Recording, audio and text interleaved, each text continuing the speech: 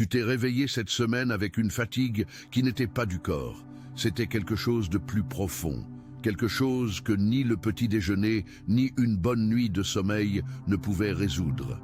Et dans le silence de l'aube, tu t'es retrouvé à regarder le plafond, à répéter les mêmes questions sans réponse. Pourquoi ça n'a pas encore changé? Pourquoi suis-je toujours ici? Est-ce que j'ai fait une erreur quelque part? Si cela a touché quelque chose en toi à l'instant même, il faut que tu restes jusqu'à la fin de cette vidéo. Parce que ce que je vais te révéler aujourd'hui n'est pas de la motivation bon marché. C'est une vérité spirituelle qui va réorganiser tout ce que tu as mal interprété à propos de cette saison de ta vie. Ce poids que tu portes n'est pas une punition. Ce n'est pas le signe que tu as échoué. C'est le poids de la fin. Et cette fin a été décrétée. Il existe un mensonge que l'ennemi plante avec maestria dans le cœur de celui qui est sur le point de tourner la page. Il attend précisément le moment où tu es le plus épuisé, quand la garde baisse, à cause de la simple fatigue d'avoir combattu si longtemps. Et dans cet instant précis de silence, il chuchote le mensonge le plus cruel qui soit. Tu as fait une erreur. Tu as raté la fenêtre d'opportunité.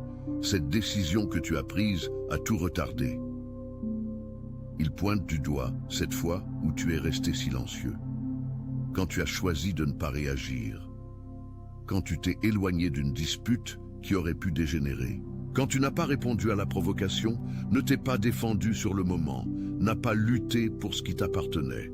Et il t'a fait croire que c'était de la faiblesse, que ce silence était une reddition qui a coûté cher, que tu as renoncé à ta victoire au moment où tu avais le plus besoin de la tenir. Mais j'ai besoin que tu comprennes ceci et que tu le comprennes clairement. Cette lecture est complètement inversée. Ce que l'ennemi t'a vendu comme une défaite était en réalité ton coup stratégique le plus puissant. Ce silence n'était pas de la faiblesse, c'était la signature. Ce retrait n'était pas une défaite, c'était l'arme qui a activé l'autorité céleste pour clore ce chapitre légalement en ta faveur. Quand tu as choisi de ne pas réagir dans la chair, tu as transféré la bataille. Attention, vous devez vous préparer maintenant. J'ai préparé un contenu exclusif pour ceux qui sentent qu'ils ont été mis à part pour quelque chose de plus grand, mais vivent entourés de bruit, de distractions et de surcharge mentale. C'est un parcours de 30 jours qui va transformer votre vie, un chemin guidé pour blinder votre esprit et vous préparer à ce qui vient avec des pratiques quotidiennes de focus, de limites et de discipline, également disponible en version audio immersive. Plus de 10 000 lecteurs ont déjà transformé leur vie grâce au parcours de 30 jours. Des milliers de personnes ont déjà commencé cette transformation. Des gens comme vous, qui en avaient assez de vivre dans le brouillard. Des personnes ordinaires qui ont décidé de ne plus accepter le chaos mental. Profitez de cette offre à durée limitée, uniquement ce mois-ci. Accédez à votre lien juste en dessous, dans le commentaire épinglé, à un niveau que l'ennemi ne peut atteindre. Tu es sorti du terrain où il joue le mieux, la confusion, la réaction impulsive, la guerre des mots et des égos, et tu es entré sur le territoire où Dieu opère avec une souveraineté absolue. Et là, le jeu était déjà gagné avant même de commencer. Parlons avec honnêteté de ce que tu as vécu cette saison, parce que pour comprendre l'ampleur de ce qui se termine, tu dois voir ce qui était vraiment en jeu. Tu connais cette sensation du presque là? Ce cycle agonisant où tu es toujours sur le bord, mais sans jamais traverser? Tu travailles, tu pries, tu crois, tu résistes. Et au moment où tout devrait se concrétiser, quelque chose arrive. Une interruption, un imprévu, une mauvaise nouvelle, un silence qui dure trop longtemps. Et tu recommences. Encore, et encore, et encore. Ce n'était pas un accident, c'était une cible. L'ennemi a identifié le modèle de persévérance de ta vie et a développé une stratégie spécifique pour toi. Ne pas détruire d'un coup, mais user continuellement. Parce qu'il sait que tu ne lâches pas facilement. Il a déjà essayé de te renverser avec des coups directs, des relations détruites, des pertes financières, des crises de santé, des trahisons, et tu es resté debout. Alors il a changé de stratégie. Au lieu de te faire tomber, il a décidé de t'épuiser. Au lieu d'un coup, il a utilisé 1000 petites coupures. Au lieu d'éteindre la flamme d'un coup, il a soufflé un vent froid juste assez pour te faire douter que la flamme était encore allumée. Et le résultat de cela porte un nom, l'épuisement profond. Celui qui vient des os, pas du corps. Celui qui te fait sourire à l'extérieur tandis qu'à l'intérieur tu es littéralement à la limite. Es-tu arrivé à cette limite? Alors tu es arrivé exactement là où tu devais arriver pour que ce tournant se produise. J'ai besoin de te parler d'Élie, non pas de l'Élie du mont Carmel, appelant le feu du ciel devant les 450 prophètes de Baal dans l'un des moments les plus spectaculaires de toute l'histoire biblique. Je veux te parler de l'Élie d'après, celui que peu de gens étudient avec attention. Juste après la plus grande victoire de sa vie ministérielle, Élie s'effondre. La reine Jézabel envoie un message menaçant de le tuer, et cet homme qui vient d'appeler le feu du ciel s'enfuit. Il marche 40 jours dans le désert jusqu'à s'asseoir sous un genévrier et demander à mourir. « C'est assez, Seigneur, dit-il. Prends ma vie. » Élie n'était pas faible. Élie était épuisé par l'épuisement de celui qui a tout donné. Cet effondrement n'était pas un manque de foi. C'était le poids accumulé d'un combat qui ne s'arrêtait pas. C'était le silence après la victoire que l'ennemi a transformé en désolation. Et qu'a fait Dieu? C'est ce que j'ai besoin que tu graves dans ton cœur. Le ciel ne l'a pas réprimandé. Il n'a pas envoyé un message disant « Toi qui es un homme de Dieu, lève-toi et arrête cette faiblesse. » Il n'a pas envoyé une parole dure ou un sermon sur la persévérance. Dieu a envoyé un ange avec du pain cuit sur les braises et de l'eau fraîche. Et le message était simple. Lève-toi et mange, car le chemin est trop long pour toi. Dieu a rencontré l'épuisement d'Élie avec tendresse, avec de la nourriture et du repos, avec une présence compatissante, pas avec des reproches. Pourquoi cela est-il important pour toi aujourd'hui? Parce que si tu es épuisé cette saison, le ciel ne te juge pas pour cela. Dieu ne te regarde pas avec déception. Il te regarde avec le même regard avec lequel il a regardé Élie. Et il envoie le pain des braises pour toi maintenant, en ce moment, à travers ses paroles. La fatigue que tu ressens n'est pas un signe d'abandon. C'est le poids du chemin que tu as parcouru. Et comme pour Élie, ce n'est pas la fin de ton histoire. C'est la pause nécessaire avant le prochain mouvement, qui dans le cas d'Élie fut la rencontre avec la voix douce et délicate de Dieu dans la caverne, et ensuite une nouvelle mission avec une force renouvelée.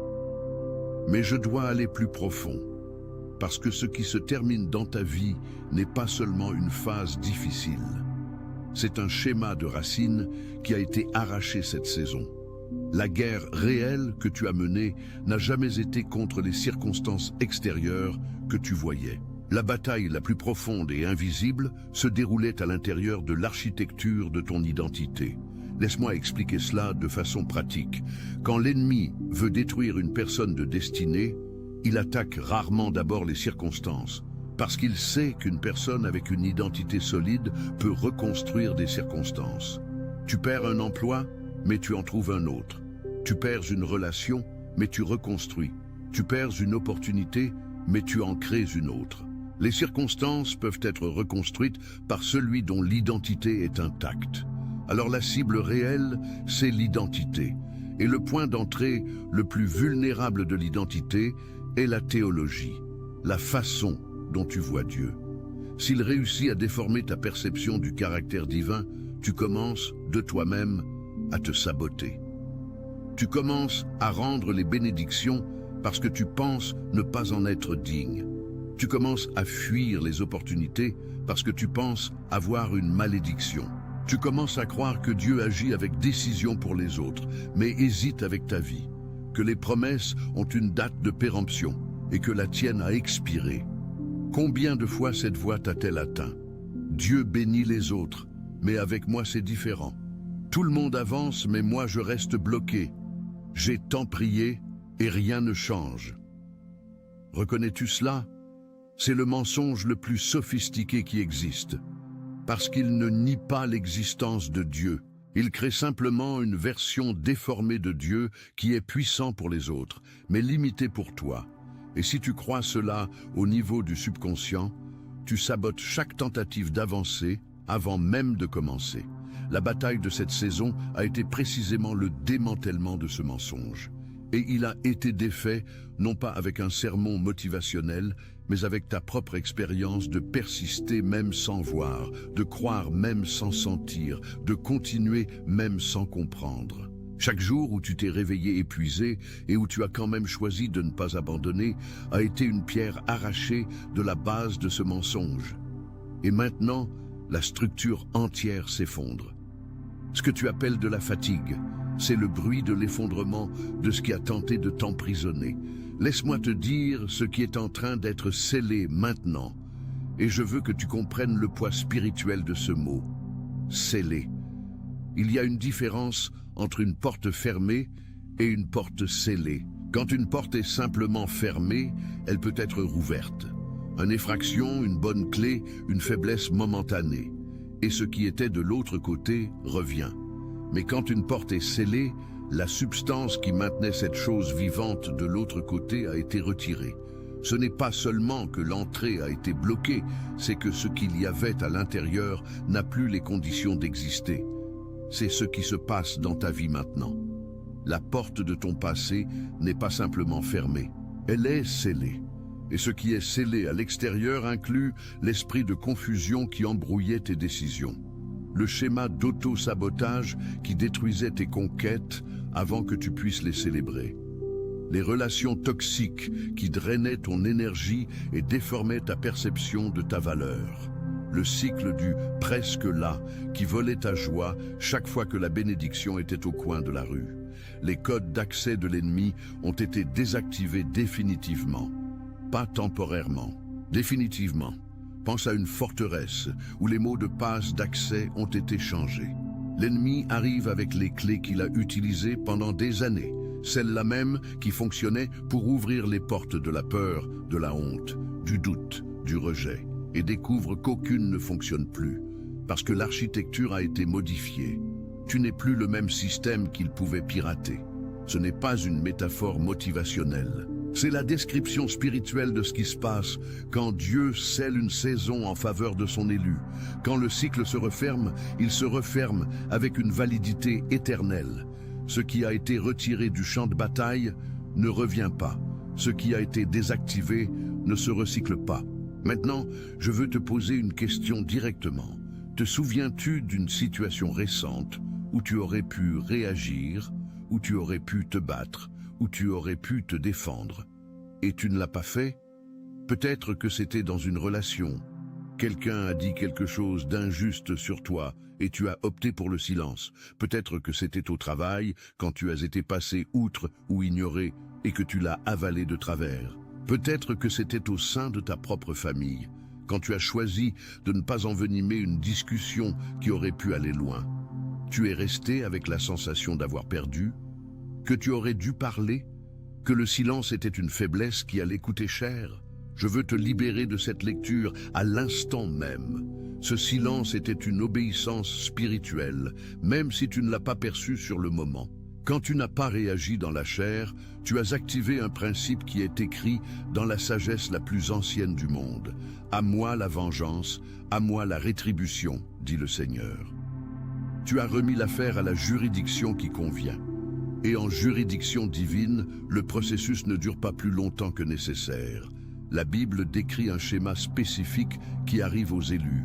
Avant le tournant le plus significatif, il y a une période de silence apparent. Joseph en prison, David fuyant Saül, Moïse dans le désert 40 ans avant de retourner en Égypte, Jésus en silence devant Pilate. Ces silences n'étaient-ce pas une absence d'action divine? C'était le son du travail qui se faisait dans une dimension que les yeux physiques n'atteignent pas. Ton silence a été ta signature sur le contrat spirituel, et ce qui a été contracté est sur le point d'être livré. Permettez-moi de vous parler d'une chose que peut-être personne n'a jamais nommée clairement, la douleur d'être un élu avant de voir l'élection se manifester. En France, la plupart des personnes au-delà de 40 ans portent un poids spécifique. C'est le poids d'une génération qui a été éduquée à travailler le double pour prouver qu'elle mérite. Une génération qui a grandi en entendant qu'on ne peut pas tout avoir, que les choses sont difficiles quand on vient d'où l'on vient, qu'il faut en faire 3 fois plus. Une génération qui a appris que le repos est un luxe et que demander de l'aide est une faiblesse. Et quand cette personne rencontre la spiritualité, que ce soit dans la foi protestante, le catholicisme, la tradition chrétienne charismatique ou toute voie qui reconnaît une dimension au-delà du visible, elle apporte à l'intérieur de cette spiritualité cette même logique de l'effort décuplé.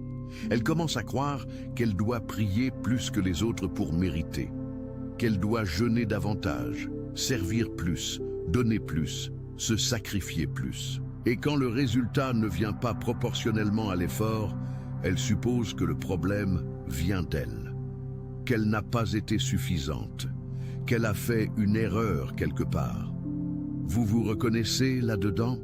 Je veux que vous compreniez que cette logique du mérite par la performance n'est pas de la spiritualité. C'est un conditionnement culturel qui est entré déguisé en religion. La grâce ne fonctionne pas sur la logique du mérite. L'élection divine n'est pas le résultat d'une suffisance humaine. Vous n'avez pas été choisi parce que vous étiez assez bon. Vous avez été choisi parce que Dieu vous a choisi avant même que vous ne sachiez que vous étiez choisi. Et cette saison de pression n'était pas Dieu vous réclamant plus d'efforts. C'était le processus d'arracher de vous la fausse croyance que vous devez vous justifier pour recevoir ce qui est déjà vôtre par promesse. Maintenant, je dois vous parler de quelque chose qui se produit dans cette transition et pour lequel presque personne n'est préparé à faire face. La tentation de revenir en arrière. Non pas revenir à la souffrance de manière consciente et intentionnelle. Revenir de manière subtile, presque imperceptible. Revenir parce que le nouveau est inconnu et que l'ancien, aussi douloureux fût-il, avait une certaine familiarité qui le rendait confortable. Réfléchissez avec moi. Vous avez passé des années, peut-être des décennies, à fonctionner selon un mode de vie spécifique. Peut-être le mode de la pénurie, toujours à calculer chaque centime, toujours à craindre que le sol ne se dérobe, toujours avec cette tension dans la poitrine que les choses pourraient empirer à tout moment. Ou le mode de l'alerte émotionnelle constante, dans des relations où vous deviez surveiller l'humeur de l'autre pour savoir si vous étiez en sécurité. Ou le mode de l'invisibilité, vous faisant plus petit, occupant moins d'espace, parlant moins que ce que vous pensiez pour ne pas déranger, pour ne pas être de trop. Ces modes ont été des stratégies de survie qui ont fonctionné à un moment de votre vie. Ils vous ont protégé. Ils vous ont gardé entier dans des environnements hostiles à votre plénitude. Vous n'avez pas choisi ces schémas par faiblesse, vous les avez développés par intelligence adaptative. Mais le problème, c'est que l'environnement a changé et les schémas n'ont pas été mis à jour. C'est comme porter un manteau d'hiver en plein été méditerranéen parce que vous vous êtes habitué au froid. Le manteau avait du sens à un moment. Aujourd'hui, il ne fait que vous étouffer. Quand le nouveau commence à s'ouvrir dans votre vie, quand les portes qui étaient fermées commencent à bouger, quand les bonnes personnes commencent à apparaître, quand les opportunités que vous avez demandées dans la prière arrivent enfin, l'ancien schéma va essayer de vous tirer en arrière. Il va chuchoter « Tu ne sais pas gérer cela. C'est trop grand pour toi. Ça va échouer, comme ça a toujours été. » Vous reconnaissez cette voix. Elle n'est pas la vôtre. C'est l'écho d'un système qui était installé pour vous garder petit. Et ce système est en train d'être désinstallé maintenant. Votre rôle dans ce processus est simple, mais il exige du courage. Quand la bénédiction arrive, recevez-la, sans culpabilité, sans le syndrome de l'imposteur, disant que vous ne méritez pas, sans diminuer ce que Dieu a augmenté. Recevez avec les 2 mains ouvertes et avec la conscience que ce n'est pas de la chance, c'est un héritage. Je veux vous parler de la puissance de ce qui vient après le tournant, pas seulement pour vous, mais pour les personnes autour de vous. Il existe un principe spirituel que j'appelle l'effet du vase restauré. Quand un vase est brisé et ressoudé, les fissures ne sont pas effacées, elles sont comblées avec de l'or. C'est ce qu'enseigne l'art japonais du kintsugi. L'histoire des fractures ne diminue pas la valeur de l'objet, elle l'augmente. Le vase ressoudé avec de l'or est plus précieux que le vase qui n'a jamais été brisé. Vous êtes ce vase. Chaque fracture que vous avez vécue durant cette saison, chaque relation qui s'est brisée, chaque rêve qui a semblé mourir, chaque moment où vous êtes tombé et avez dû décider si vous vous releviez ou restiez à terre, ces fissures ne sont pas des cicatrices de honte. Ce sont les canaux par lesquels l'or de la grâce va déborder vers la vie des personnes que vous allez encore atteindre. Savez-vous pourquoi les élus traversent tant d'épreuves? Ce n'est pas une punition. Et ce n'est pas un hasard, c'est parce que le niveau d'autorité que Dieu veut mettre dans votre main exige une profondeur de caractère qui ne se forme que dans la pression. Vous ne pouvez pas parler avec autorité de la restauration sans avoir été restauré. Vous ne pouvez pas aider quelqu'un à sortir d'un puits sans savoir comment est l'obscurité à l'intérieur. Votre histoire n'est pas à cacher, c'est votre plus grand patrimoine. Et quand ce tournant s'achèvera et que vous serez de l'autre côté, non pas seulement survivant, mais transformé, les gens regarderont vers vous et verront la preuve vivante que c'est possible. Pas la preuve théorique d'un livre, la preuve incarnée de quelqu'un qui est passé par le feu et en est sorti sans odeur de fumée. C'est ce que l'adversaire craignait le plus qu'il vous arrive. Ce n'était pas seulement que vous sortiez de la souffrance, c'était que vous en sortiez avec l'histoire, avec la voix, avec l'autorité de celui qui a vécu et peut en parler. C'était que vous deveniez la preuve vivante que Dieu accomplit ce qu'il promet. Et maintenant, cela est en train de se produire. Je veux vous parler maintenant de ce qui vient après ce tournant, car il serait malhonnête de ma part de vous apporter la bonne nouvelle de la conclusion sans vous préparer à ce que vous allez ressentir au début du nouveau chapitre. Le premier stade, après une conclusion spirituelle de grande ampleur, n'est pas l'euphorie, c'est la désorientation. Quand vous passez tant de temps en mode survie, votre système tout entier, émotionnel, spirituel, neurologique, a été calibré pour la lutte. Votre système nerveux a appris que l'alerte constante est normale, qu'attendre le pire est de la sagesse, que célébrer trop tôt est dangereux. Et quand la lutte prend fin, quand la pression est retirée soudainement, le premier sentiment n'est pas un soulagement immédiat. C'est un étrange sentiment qui parfois semble vide, une sensation de « attends, mais où est le problème ?» Il doit y avoir quelque chose qui ne va pas. Cela a un nom, c'est le système nerveux encore en mode combat après que la bataille est terminée. C'est le corps qui n'a pas reçu le mémo disant que la guerre est finie. Si vous ressentez cela dans les prochains jours, une paix étrange qui semble suspecte, une légèreté à laquelle vous ne faites pas confiance parce qu'elle n'est pas familière. Sachez que ce n'est pas un piège. C'est la sensation du poids qui quitte l'endroit où il a été si longtemps. Donnez-vous la permission de ne pas comprendre immédiatement. Donnez-vous la permission de vous reposer sans culpabilité. Donnez-vous la permission de recevoir sans avoir besoin de souffrir d'abord. Je vais vous parler de 3 signes pratiques que ce tournant est en train de se produire dans votre vie en ce moment. Le premier signe est une fatigue soudaine, sans cause physique apparente. Quand un cycle spirituel de grand poids est en train de se clore, le corps l'enregistre comme une décharge. C'est comme quand vous portez un poids trop longtemps et que vous le posez enfin au sol. Les bras tremblent, non pas parce que vous êtes plus faible, mais parce que l'effort accumulé est en train d'être libéré. Cette fatigue profonde des os que vous avez ressenti cette semaine est le tremblement des bras après avoir lâché le poids que vous avez porté trop longtemps.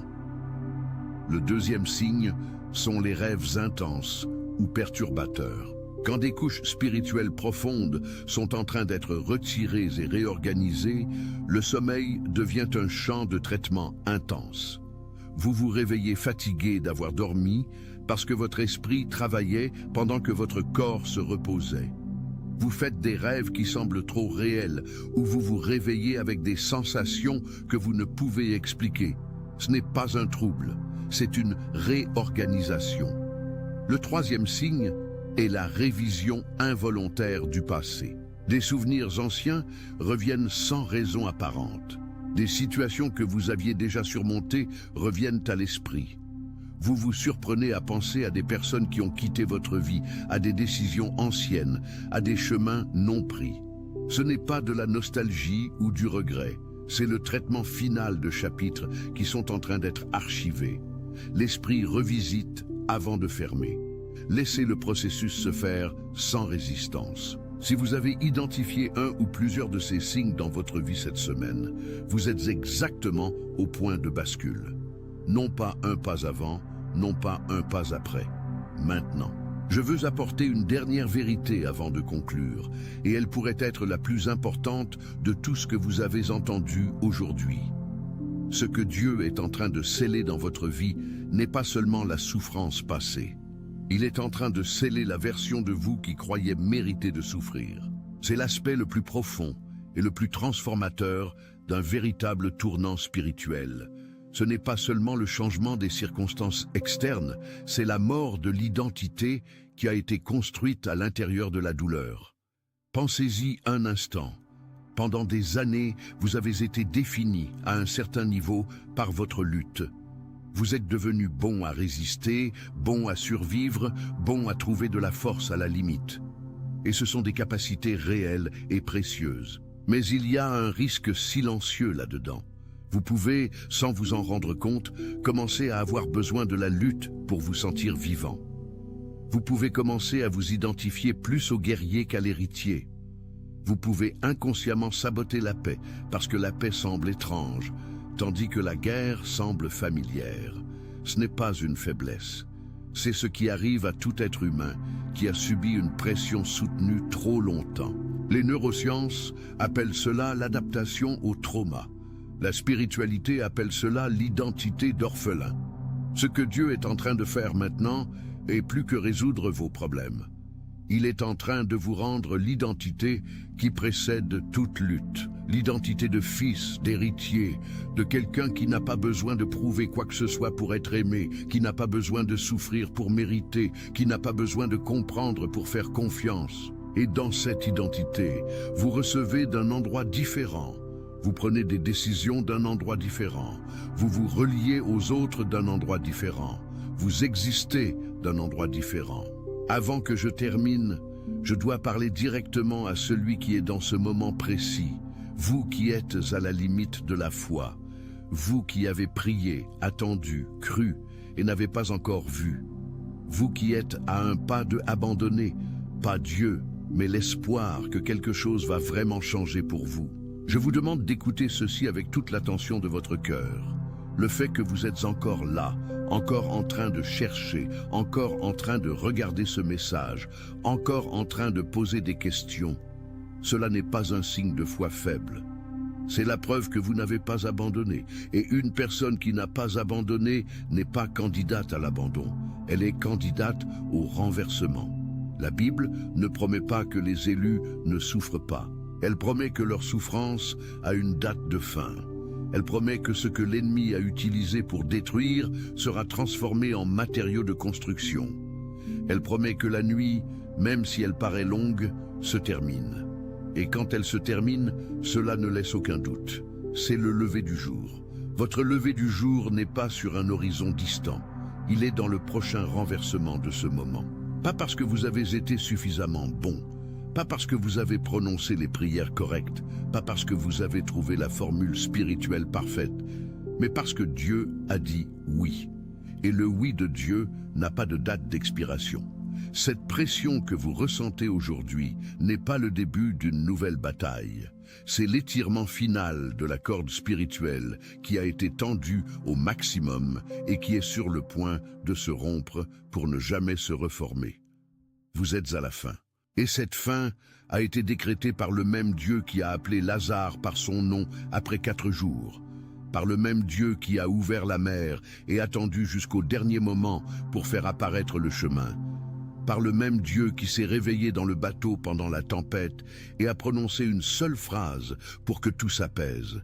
Ce Dieu ne tarde pas avec votre vie. Il agit avec la même décision, la même autorité, le même amour de père qu'il agit pour tout autre. Et cette semaine, il a décrété « c'est la fin, jamais plus ». C'est scellé. Si ce message a touché quelque chose réel en vous, je vous demande de faire une chose maintenant. Laissez un commentaire ci-dessous avec le mot « scellé ». Ce n'est pas un rite, ce n'est pas une superstition. C'est vous déclarant à voix haute, pour vous-même et pour ceux qui le lirent ensuite. Attention, vous devez vous préparer maintenant. J'ai préparé un contenu exclusif pour ceux qui sentent qu'ils ont été mis à part pour quelque chose de plus grand, mais vivent entourés de bruit, de distractions et de surcharge mentale. C'est un parcours de 30 jours qui va transformer votre vie, un chemin guidé pour blinder votre esprit et vous préparer à ce qui vient avec des pratiques quotidiennes de focus, de limites et de discipline, également disponibles en version audio immersive. Plus de 10 000 lecteurs ont déjà transformé leur vie grâce au parcours de 30 jours. Des milliers de personnes ont déjà commencé cette transformation. Des gens comme vous, qui en avaient assez de vivre dans le brouillard. Des personnes ordinaires qui ont décidé de ne plus accepter le chaos mental. Profitez de cette offre à durée limitée, uniquement ce mois-ci. Accédez à votre lien juste en dessous, dans le commentaire épinglé.